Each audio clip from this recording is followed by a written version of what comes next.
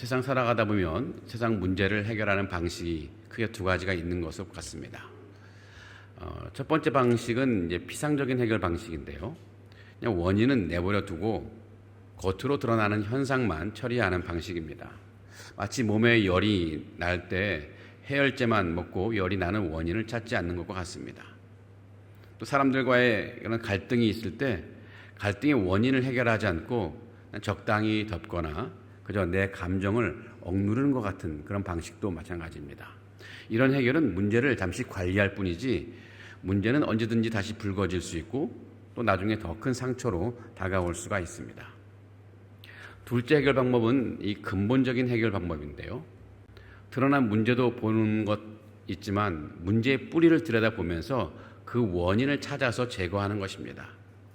몸에서 열이 날 때 왜 열이 나는지 그 원인을 찾아서 열의 원인이 되는 병을 치료하는 것입니다. 이 방법은 시간이 더 걸리고 힘들 수 있긴 하겠지만 문제를 진짜 해결하는 참된 방법일 것입니다. 우리 그리스도인들도 인생의 문제를 만날 때 종종 피상적인 해결을 찾기도 합니다. 기도하다가도 어떤 기도를 하냐면은 하나님, 우리 아이가 시험을 잘 보게 해주세요. 하나님, 내가 지금 물질에 어려움이 있는데 궁핍하지 않도록 도와주옵소서. 이런 기도가 틀린 것은 아니지만 자칫 우리 인생에 문제 있을 때 피상적인 해결 방법이 될 가능성이 높습니다. 하나님은 우리의 세밀한 필요를 다 아시는 분이시지만 하나님은 우리 안에서 더 깊은 문제 해결을 기대하시는 것 같습니다.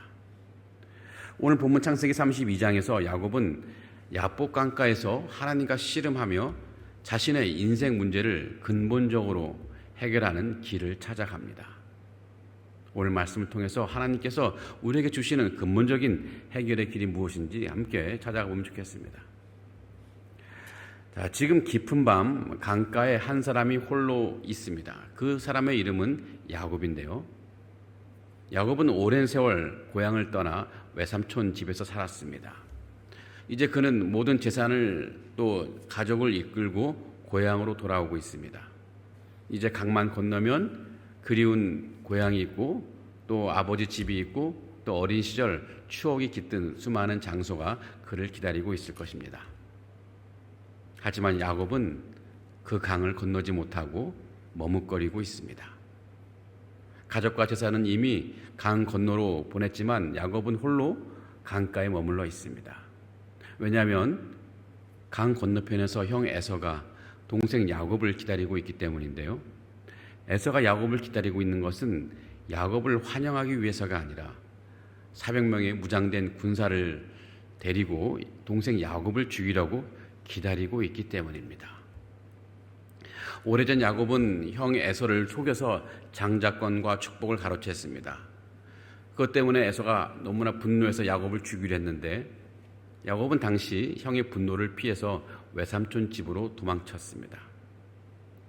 이제 20년이 지난 지금 야곱은 다시 도망자 신세가 되었습니다.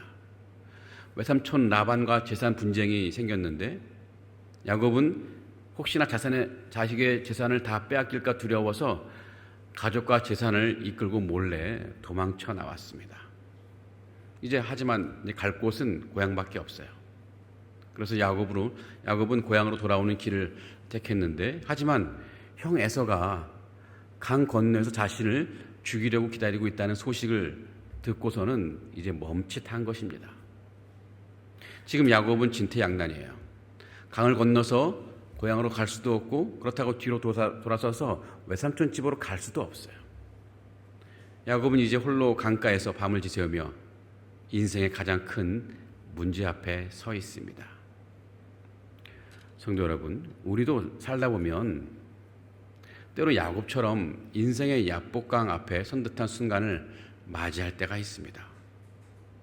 앞도 막히고 뒤로 물러설 수 없는 그 길목, 과거의 실수는 내 발목을 붙잡고 또 미래는 캄캄한 두려움 속에 가득 차 있습니다.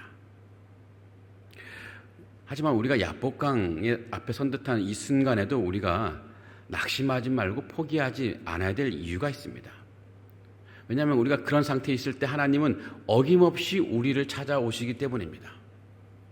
바로 야곱이 그런 자리에 있을 때 절망의 강가에 있는 야곱을 하나님은 찾아오셨습니다. 그 절망 가운데 하나님은 야곱과 씨름을 하셨고 그 밤의 씨름은 한 인간의 이름을 바꾸는, 어쩌면 나가 한 인간의 운명을 바꾸는 거룩한 전환점이 되었습니다. 그리고 결국 야곱은 이 전환점을 통과하고 야복강을 무사히 건넜습니다. 자, 우리도 그 절망의 야복강을 만났을 때 우리 힘으로는 건널 수 없지만 하나님이 우리를 찾아오셔서 우리에게 은혜를 베푸시면 우리도 충분히 넉넉히 건너갈 수 있습니다. 자, 그런데 이 야곱은 어떻게 이 야복강을 건널 수 있었을까요? 또 우리는 어떻게 해야 이 야복강을 건널 수 있을까요? 자, 야곱은 이 깊은 밤 야복 강가에서 두려움과 죄책감에 눌려 있을 때 하나님의 사람으로 가장한 하나님께서 직접 찾아오셨습니다. 야곱을 찾아오셨어요. 그리고 그 밤 하나님과 야곱이 격렬하게 씨름을 합니다. 하지만 놀랍게도 하나님이 야곱을 이기지 못합니다. 어찌된 일일까요? 전능하신 하나님이 어떻게 인간을 이기지 못하는 걸까요? 하나님이 힘이 부족해서 이기지 못하는 것이 아니라 하나님이 의도적으로 져주시고 계신 것입니다. 야곱의 믿음이 얼마나 끈질긴지, 야곱이 얼마나 간절하게 하나님께 매달리는지, 그래서 야곱의 문제가 어떻게 해결돼야 되는지 하나님은 야곱과 씨름해서 살피고 있는 그런 상황이었습니다. 그러니 이 싸움은 야곱을 꺾기 위한 싸움이 아니라 야곱을 새로 빚기 위한 하나님의 사랑의 싸움이었습니다. 저는 오래전 아들과 농구를 한 적이 꽤 있었는데요. 우리 아들이 아주 어렸을 때 제가 미국에 있을 때 학교 아파트 단지 안에 살았는데요. 마침 이 농구 코트가 우리 집 바로 앞에 있었습니다. 문을 열고 딱 나가면 한 10초면 그 농구 코트에 들어갈 수 있는 그런 자리였습니다. 그래서 아들과 자주 농구를 했는데 이 아들과 농구를 하면요. 아들은 온 힘을 다해 이제 드리블도 하고 뭐 슛을 던지곤 하죠. 근데 저는 어떻게 합니까? 저도 악착같이 했겠습니까? 그냥 일부러 공을 놓쳐주기도 하고 또 아들이 슛하면 어지간한 경우에는 그냥 막질 않죠. 그러니 늘 아들이 이겨요. 게임이 끝나면 아들이 뭐라고 말합니까? 아빠, 내가 이겼어. 나 잘하지. 그 순간 저는 아들에게 말합니다. 그래, 네가 이겼어. You win. 그날 아들은 단순히 농구에서 이기는 것이 아니라 아빠의 사랑을 가장 깊이 경험했을 텐데 아들이 그것을 지금도 기억할지는 모르겠습니다. 자, 하나님이 야곱에게 이기지 못했다고 하는 말씀도 이와 같아요. 하나님이 힘이 부족해서가 아니라 야곱의 간절한 믿음을 받아주시고 그를 사랑으로 품으신 하나님의 마음이었던 거예요. 자, 그런데 이렇게 좀 시간이 지났는데 이 어지간하면 야곱이 이제 그만 끝내야 되잖아요. 근데 야곱이 하나님을 놓아주지 않아요. 하나님은 이제 야 됐어 그만하자라고 했는데도 불구하고 야곱은 계속 하나님을 붙잡고 늘어지고 있습니다. 그래서 하나님은 마침내 이 야곱의 허벅지 관절을 탁 치셨습니다. 허벅지 아래쪽을 치니까 그때 야곱이 팍 쓰러져 버렸습니다. 얼마나 큰 부상이었냐면 야곱이 쩔뚝거릴 만큼 큰 부상을 입었습니다. 웬만해서는 다 손을 놓았을 텐데 하지만 야곱은 그때도 하나님을 놓지 않았습니다. 오히려 더 단단히 붙잡고 울부짖듯이 외쳐요. 하나님, 당신이 내게 축복하지 않으신다면 나는 절대로 이것을 놓지 않겠습니다. 야곱은 지금 단순히 고집 부리는 게 아닙니다. 야곱은 지금 절박한 상황인 거예요. 하나님, 이제 다른 길은 없습니다. 하나님의 은혜가 없으면 저는 이 위기를 넘길 수가 없습니다. 그러니 제발 저를 축복해 주옵소서. 야곱은 지금 목숨을 걸고 하나님께 매달리고 있습니다. 지금까지 자신을 살게 했던 자신의 그 잔머리도 다 내려놓고 자신만만했던 그 힘도 이제 내려놓고 완벽한 것 같았던 자신의 계획도 다 내려놓고 이제 오직 하나님 한 분만 붙들고 있는 것입니다. 우리 인생의 절박한 순간에 우리도 하나님과 씨름한 적이 있을 것입니다. 모든 길이 막히고 내 힘으로 아무것도 할 수 없을 때 하나님께 간절히 매달리는 순간이 여러분 있지 않았습니까? 그 간절함과 끈질김에 하나님은 감동을 하시고 우리에게 은혜를 베풀어 주시는 분이십니다. 누가복음 18장에 보면은 이 불의한 재판관 비유가 있는데 거기에서도 그 교훈이 뭐냐면 하나님은 끈질긴 기도에 하나님 결국 져주시고 은혜를 베푸신다고 교훈하고 있습니다. 야곱도 그러했습니다. 하나님은 이 씨름 속에서 야곱에게 져주신 거예요. 그리고 은혜를 베풀어 주셨습니다. 자, 이런 과정 속에서 하나님은 야곱에게 특별한 아주 독특한 질문을 하시는데요. 그 질문은 뭐냐면은 내 이름이 무엇이냐 하는 것입니다. 내 이름이 무엇이냐. 하나님이 야곱에게 던진 질문입니다. 이 질문을 언뜻 보면요 참 뜬금없어 보입니다. 지금 야곱에게 중요한 거는 그런 이름 알려주고 하는 그런 문제가 아니죠. 지금 야곱이 가장 원하는 건 형 에서와의 문제 해결입니다. 나를 죽이려고 하는 저 에서 형의 마음을 돌려서 잠잠케 해야 되는 게 가장 지금 시급한 얘기인데 죽음의 위기에서 벗어나고 싶은 게 간절한 야곱의 마음인데 그렇다면 야곱이 기대하는 하나님의 대답은 무엇이겠습니까? 하나님은 야 그래 네 문제가 뭐야? 무슨 도움이 필요해? 라는 질문을 하실 것을 기대했을 것입니다. 어쩌면 그게 자연스러운 질문이었겠죠. 하지만 하나님은 그렇게 묻지 않으셨습니다. 그 대신에 네 이름이 무엇이냐? 이 질문은요 하나님께서 물으신 이 질문은 단순한 신상 확인하는 질문이 아닙니다. 하나님이 야곱의 이름을 몰라서 물으셨겠습니까? 하나님이 야곱 이름 너무 잘 아셨겠고 또 속임수로 가득한 야곱의 과거도 너무나 잘 아셨습니다. 그리고 야곱의 가슴에 패어있던 그 상처와 쓰라린 두려움들 다 아시고 계시는 분이십니다. 그렇다면 왜 하나님은 굳이 이런 질문을 야곱에게 하시는 걸까요? 그것은 야곱으로 하여금 야곱이 눈을 떠서 자신 스스로를 똑바로 보게 하기 위해서였습니다. 그래서 이 질문은요 야곱 자신이 살아온 삶이 과연 어떠했는지를 묻는 질문이었습니다. 야곱이 지금 형과의 문제 속에서 갖는 그 문제도 심각하지만 도대체 그 문제의 원인이 무엇인지 살피고 그 원인을 해결하기 위해서 주님은 물으셨습니다. 내 이름이 무엇이냐? 그래서 그 질문이 함축된 의미는 뭐냐면 너는 어떤 이름을 가지고 살아왔느냐? 너는 지금까지 어떤 방식으로 살아왔느냐? 너는 어떤 신앙으로 살아왔느냐? 네가 가진 여러 가지 재산과 타이틀 좋아. 하지만 그런 것으로 네가 생명을 유지해왔느냐? 그런 것으로 네가 잘 살 거라고 생각해왔느냐? 이런 여러 가지 야곱의 인격이라든지 야곱의 정체성이라든지 그리고 야곱이 하나님과의 어떤 관계를 맺고 있는지를 지금 묻고 있는 거예요. 내 이름이 무엇이냐라는 이 질문 속에서. 성도 여러분, 우리도 우리 인생의 문제를 안고서 하나님께 기도할 때가 있죠. 재정 문제를 놓고 혹은 이 가정의 갈등 문제를 놓고 혹은 건강의 위기 앞에서 우리가 기도합니다. 하지만 하나님은요 종종 그 문제를 즉시 해결하시기보다는요 우리 삶의 태도와 신앙의 상태를 먼저 다루실 때가 참 많이 있습니다. 예를 들어서 우리가 어떤 재정적인 문제, 돈 문제를 놓고 간절히 기도하는데 하나님은 그 문제를 해결하기보다 우리 안에 있는 이 물질에 대한 우리의 마음, 태도 또 물질과 관련된 우리의 믿음을 먼저 물으시고 그 후에 확인한 다음에 치료하시는 경우도 참 많이 있습니다. 왜냐하면 물질에 대한 이 태도나 믿음이 문제의 근본적인 원인이 될 때가 참 많이 있기 때문입니다. 하나님은 겉으로 드러난 상황보다 그 백성인 사람 자체를 보시는 경우가 참 많이 있습니다.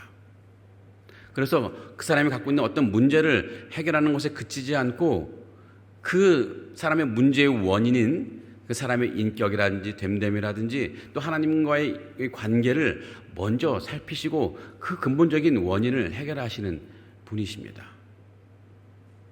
내 이름이 무엇이냐라는 이 질문은 바로 어떻게 살아왔느냐, 또 어떻게 살고 있느냐, 네 갖고 있는 문제가 무엇인지 삶의 근본적인 원인을 점검해 보는 질문인 것입니다. 야곱은 하나님이 던지신 이 질문의 의미를 알아차렸던 것 같습니다. 하나님이 단지 이름을 묻는 것이 아니라 야곱 자신의 과거와 삶의 본질을 정직하게 직면하기를 원하신다는 것을 알아차렸던 것 같아요. 그렇지 않았더라면 야곱은 다른 방식으로 대답했을 것인데 어떻게 대답했냐면은 어떻게 대답했을 것 같으냐면은 하나님 왜 제게 그런 이름을 물으십니까?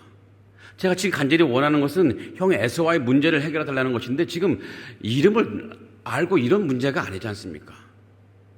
왜 그 문제에 대해서는 형 에서와의 문제는 아무런 반응도 안 하시고 뜬금없이 제 이름을 물어보십니까? 왜 제 쓰라린 과거를 들추어내시는 것입니까? 왜 내가 갖고 있던 그 죄를 자꾸 들먹이시는 것입니까? 이렇게 말할 수도 있었어요. 하지만 야곱은 그렇게 말하지 않았습니다. 야곱은 아주 정직하게 대답했습니다. 하나님, 내 이름은 야곱입니다. 사실 이 야곱이라는 이름은 굉장히 부끄러운 이름입니다. 야곱이라는 이름이 상징하는 자신의 그 인생 전체가 너무나 부끄러웠어요. 야곱이라는 이름은 원어로 보면 히브리어로 보면 이 뒷발꿈치를 잡는 자입니다. 좀 더 구체적으로 하면은요, 속이는 자, 빼앗는 자의 의미를 갖고 있습니다. 야곱은 지금까지 살아오는 동안 그 이름처럼 살았어요. 형 에서를 속여서 장자의 권리를 빼앗았고 아버지를 속여서 축복을 가로챘고 외삼촌 라반과는 계속 서로 속고 속이며 하는 그런 세월을 보내왔습니다. 아들과 아내들, 자식들 사이에서는 늘 갈등과 다툼의 이런 관계 속에서 살아왔습니다. 그러니 그의 인생은 온갖 속임수와 도망과 갈등의 연속이었습니다. 너무나 부끄러운 과거요. 그 과거가, 부끄러운 과거가 야곱이라는 이름에 고스란히 반영되어 있었습니다. 그런데 이 야곱은 밝히고 싶지 않은 자기의 이름, 밝히고 싶지 않은 자신의 과거, 드러내고 싶지 않은 자신의 상처들, 하나님 앞에서 숨기지 않고 솔직하게 말합니다. 하나님, 내 이름은 야곱입니다. 하나님, 제가 그 이름답게 속이는 자로 살아왔습니다. 하나님 없이도 살 수 있다고 착각하며 살아왔고 나의 지혜와 나의 힘과 능력으로 살아왔습니다. 나는 그런 사람입니다. 그러다가 이제 내 인생 완전히 무너지고 말았습니다. 저는 야곱입니다. 그러니 이 야곱입니다라는 대답은 결국 이 부끄러움과 눈물이 담긴 회개의 고백이었습니다. 자신의 연약함과 죄를 하나님 앞에 내려놓는 고백이었습니다. 죄가 낱낱이 드러나는 고백이었는데 하지만 이 고백 때문에 야곱의 인생이 심판받는 것이 아니라 오히려 야곱이 새로운 인생의 출발을 하는 너무나 좋은 계기가 되었습니다. 하나님이 그 야곱의 정직한 고백을 통해서 그를 새롭게 완전히 빚으셨기 때문입니다. 성도 여러분, 하나님께서는 우리 인생길 가운데 우리에게 물어보십니다. 내 이름이 무엇이냐? 물론 이하나님은 이 말 그대로 물어보시는 것이 아니죠. 다양한 방식으로 우리에게 끊임없이 물어보시는데요. 너는 지금까지 어떻게 살아왔느냐? 또 어떻게 살고 있느냐? 너는 지금 무엇을 위해 그렇게 열심히 달려가고 있느냐? 네가 무엇을 위해 그 많은 재물을 모았느냐? 너의 진짜 모습은 무엇이냐? 설교 말씀을 통해서 혹은 기도하는 순간에 혹은 여러 상황이나 사람을 통해서 우리를 돌아보게 하는 질문을 하나님은 끊임없이 우리 마음속에 던지시죠. 우리는 이 질문 앞에 어떻게 반응해야 됩니까? 숨기고 감추고 하나님 저 아무런 문제 없습니다 라고 대답해야 될까요? 우리는 이 질문 앞에 우리의 부끄러운 과거, 우리 마음속 깊은 곳에 숨겨두었던 이 죄성, 욕망, 또 잘못된 선택, 무엇보다 하나님을 잊고 살았던 시간들, 하나님을 뒷전으로 두었던 우선순위들, 이런 모든 죄들을 솔직히 회개할 수 있으면 좋겠습니다. 우리가 예배 시간에 우리 찬송 헌금하기 전에 또 회개 시간이 있는데 우리가 그 시간을 그냥 멀뚱멀뚱 지낼 것이 아닙니다. 그 짧은 시간이라도 진심으로 우리 삶을 돌아보면서 회개 시간이 되면 좋겠습니다. 하나님, 저는 이런 인생으로 살아왔습니다. 지난 한 주 동안 이런 비루한 인생으로 살아왔습니다. 내 안에 있는 그 추한 모습들, 하나님, 저는 야곱입니다. 야곱처럼 부끄러운 과거와 연약함을 하나님 앞에 다 내려놓고 고백하는 우리가 되면 좋겠습니다. 그럴 때 하나님은, 그래, 너는 야곱이지, 내가 이제 너를 새롭게 빚어줄게 하는 음성을 들을 수 있을 것입니다. 그처럼 하나님은 야곱의 이 고백을 들으시고 이제 야곱에게 새로운 이름을 주시는데요. 오늘 말씀 28절을 볼까요? 그가 이르되 내 이름을 다시는 야곱이라 부를 것이 아니요 이스라엘이라 부를 것이니 이는 네가 하나님과 및 사람들과 겨루어 이겼음이니라. 야곱의 이름이 바뀌었습니다. 야곱에서 이스라엘이라는 이름으로 바뀌었습니다. 이것은 단지 호적상의 이름, 여권상의 이름, 주민등록상의 이름이 바뀐 것이 아닙니다. 야곱의 인생이 완전히 뒤바뀐 것입니다. 야곱이 새로 태어난 거예요. 이제 하나님은 야곱이라는 이름 대신에 그 사람에게 이스라엘이라고 부를 것입니다. 여러분, 이 이스라엘이라는 단어의 의미는요, 하나님과 싸운 자, 하나님과 싸운 자의 의미입니다.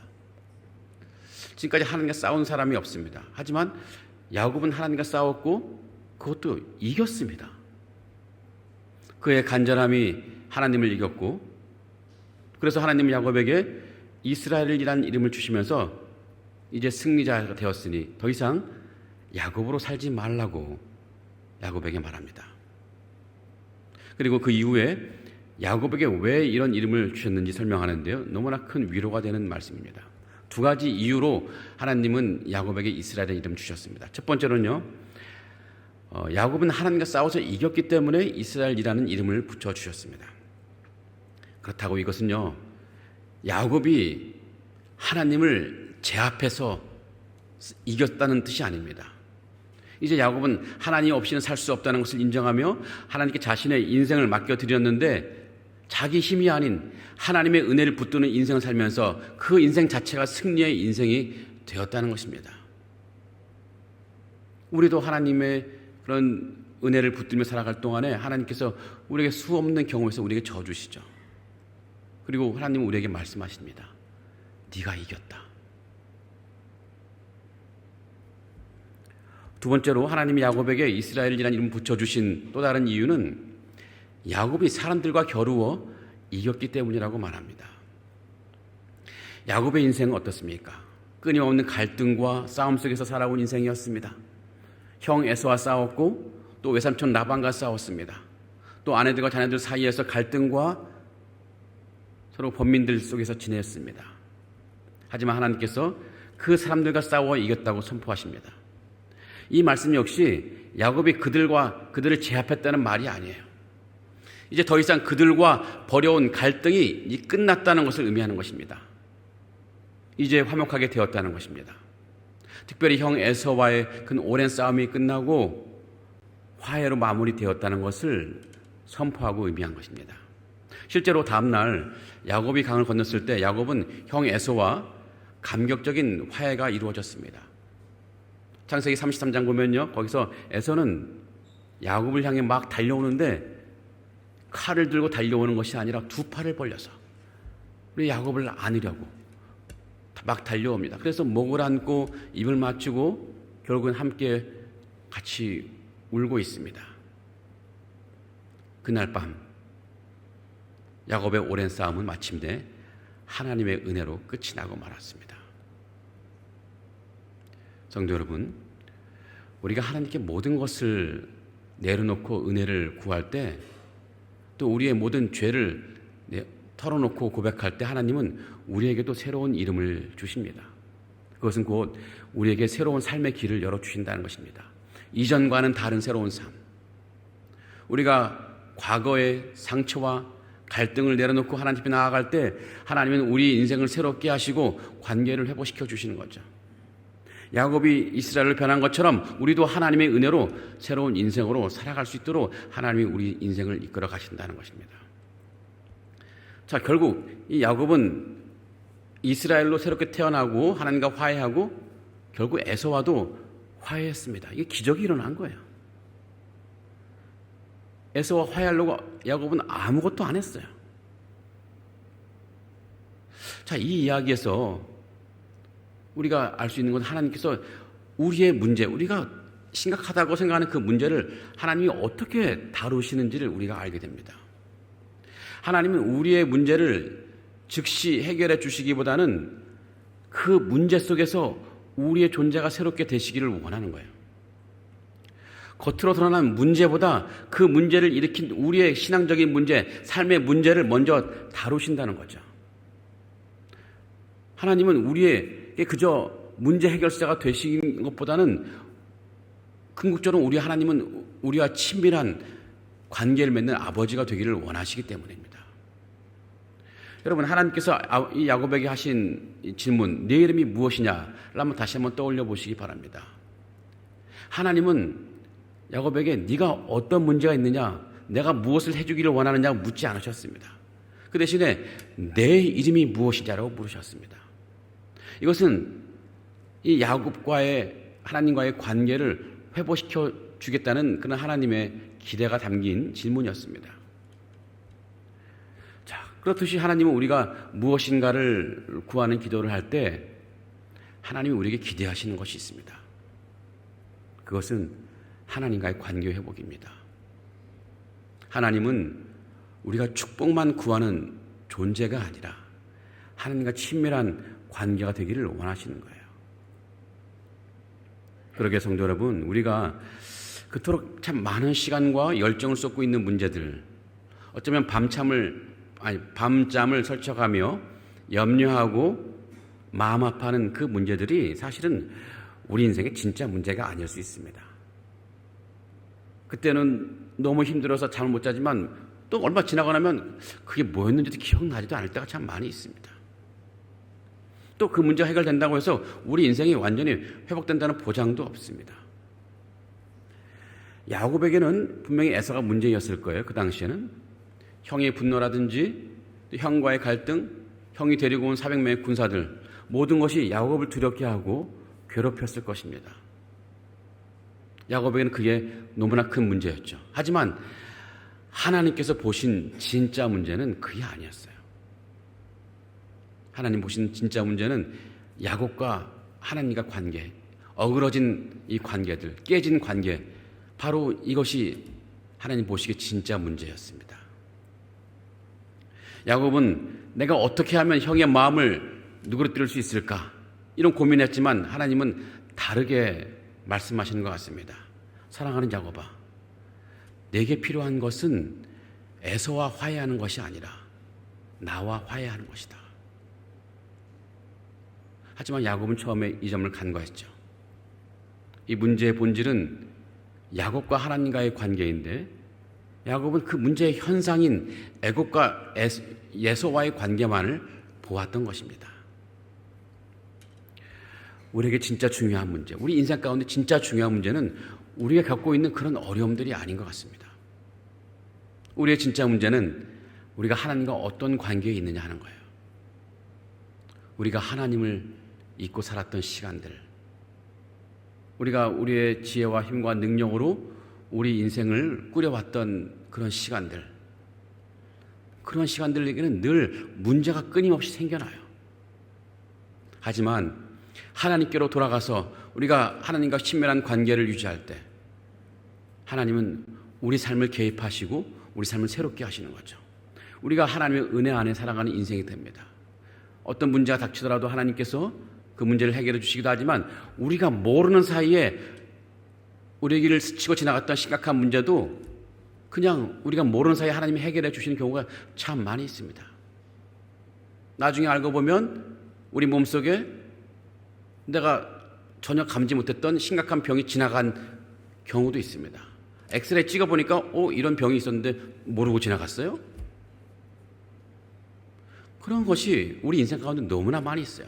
하나님의 은혜가 아니었다면 매일매일 마주했을 인생의 심각한 문제가 우리도 모르는 사이에 스쳐 지나갈 때가 많다는 거예요. 우리는 우리 삶에 어떤 문제가 발생했을 때 우리는 하나님께 이 문제를 해결해 달라고 간구합니다. 물론 그 기도는 너무나 필요한 기도입니다. 그러나 우리가 기억해야 될 것은 하나님께서 진짜 원하시는 것은 그 문제를 통해서 우리가 더 깊은 관계를 갖기 원하신다는 것입니다. 하나님은 문제를 해결하시기 전에 우리 영혼을 만져주시고 우리의 잠든 믿음을 일깨워 오십니다.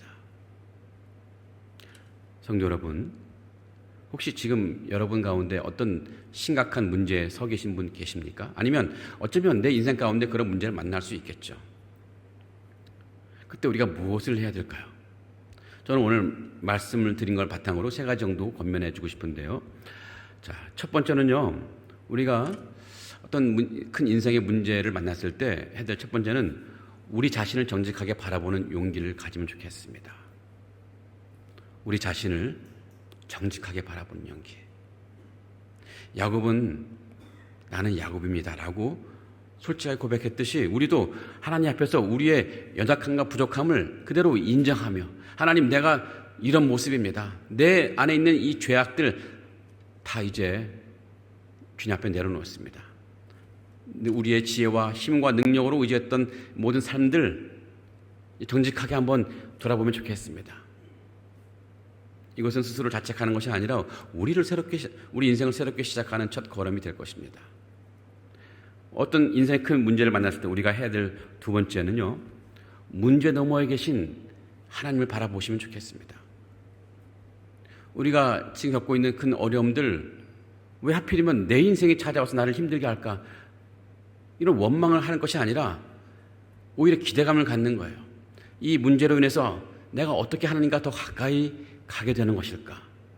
하나님은 이 문제를 통해서 어떻게 나와 친밀하게 되도록 나를 이끌어 가실까?